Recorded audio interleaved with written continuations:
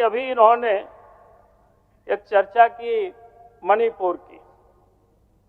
मैं तुरंत इनको याद कराता हूं कि आप झारखंड राज्य में ही आपका पश्चिम सिंहभूम के चाईबासा में गुदड़ी जाने से लोग वहां कतरा रहे हैं। होटल, बाजार, बैंक सब में वहां सन्नाटा छाया हुआ है। पिछले दिनों आप सब ने देखा कि वहां सेंधरा करके लोगों को मारा जा रहा है। ये परिस्थितियां कब पैदा होती है? जब पुलिस अपना काम करना छोड़ देती है। इसलिए मैं सरकार से आग्रह जरूर करूंगा, अध्यक्ष महोदय, कि अगर कानून को अपने हाथ में जनता ले रही है और सेंधरा कर रही है, इसका मतलब झारखंड की पुलिस है बिल्कुल वो कोई काम के नहीं रह गई है। और ये मणिपुर की बात कर रहे हैं, तो मैं तो कहूंगा कि सरकार के मंत्री को उन क्षेत्रों में जाना चाहिए, वहां देखना चाहिए। चाईबासा कोई बहुत दूर नहीं है, गुदड़ी बहुत दूर नहीं, वो इलाका वहां जाना चाहिए। क्योंकि मणिपुर तो बहुत दूर है, आपको मणिपुर हम नहीं भेजेंगे, लेकिन यहां जरूर जाना चाहिए और देखना चाहिए कि वहां की स्थिति क्या है।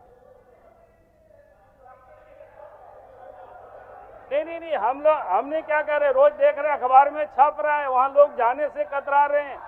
इरफान साहब हो रही है, लोगों को सेंधरा कर रहे हैं।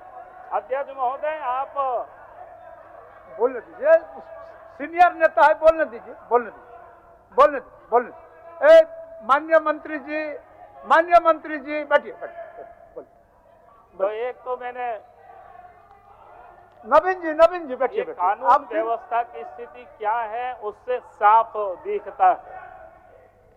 दूसरा, इन्होंने जिस बात को बड़ी प्रमुखता से माननीय सदस्य जी ने उठाया, हिंदू मुसलमान की, मैं हिंदू मुसलमान की यहां बात नहीं कर रहा हूं। मैं कह रहा हूं कि डेमोग्राफी झारखंड में जिस प्रकार से बदला है वो सबके लिए चिंता का विषय है। और उसमें से सबसे अधिक अगर कोई प्रभावित होंगे सीधा पहला, तो वो आदिवासी समाज के लोग होंगे। झारखंड हो और उसे सबसे अधिक संथाल परगना प्रभावित है। अगर मैं डेमोग्राफी का एक छोटी सी आंकड़ा मैं कहूं तो 1951 में जहां 35% एसटी थे, 35% से अधिक थे, वहीं पर 2011 में मात्र 26% है झारखंड में। आखिर हमारी आबादी कहां कम हुई? उसी प्रकार से अगर संथाल परगना को थोड़ा अलग करके देखते हैं तो 1951 में 44.67% आदिवासियों की आबादी थी और वहां मात्र 28% आबादी है 2011 के सेंसस में। अगर 2021 में सेंसस हो गया होता तो पता नहीं है कहां और कितना कम होंगे। बैठिए ना, बोलने दीजिए ना। इसीलिए अरे भाई, उनका बात रखने दीजिए ना। बोलिए। और इसीलिए मैं नवीन जी आप भी बैठ, मांग करते रहे, आप भी सवाल बोलने दीजिए। इधर का उधर का नहीं है, सवाल झारखंड का है, झारखंड के आदिवासियों के अस्तित्व का सवाल है। फिर एक बात मैं ये कहूंगा, अध्यक्ष महोदय, धान की खरीदारी और उसके साथ साथ मैया योजना की अभी बड़ी चर्चा हुई, अनुपूरक बजट में भी उन्होंने किया है। लेकिन मैं देख रहा था कि आज हमको लोगों ने पत्र भेजा, रांची के डीसी ने सभी वीडियो को पत्र लिखा है। उस पत्र का बाकी कंटेंट का कोई मतलब नहीं है, लेकिन लास्ट में एक कह रहे कि आयोग लाभुकों को चिन्हित कर विलोपन किया जाता है एवं सम्मान राशि वसूली की कार्रवाई की जानी है। अब मेरा कहना है कि आपने जिन लोगों को पहले मैया योजना के तहत पैसा दिया, किस आधार पर उनको स्वीकृत करके दिया, और आज आपके डीसी पत्र लिख रहे हैं वीडियो लोगों को, उसको पहचानिए और उनसे पैसा वसूल करिए। तो आखिर जिन लोगों ने ये गलत काम किया उनके ऊपर आप क्या कार्रवाई करेंगे? ये तो आपको करना ही पड़ेगा।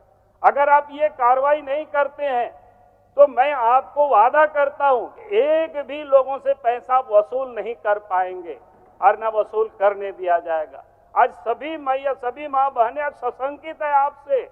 अभी तो सिर्फ नीरा यादव ही नहीं सशंकित है, पूरे राज्य की महिलाएं सशंकित है इस पत्र को देख करके। या आपके पास भी होगा, आप मंगा लीजिएगा डीसी से।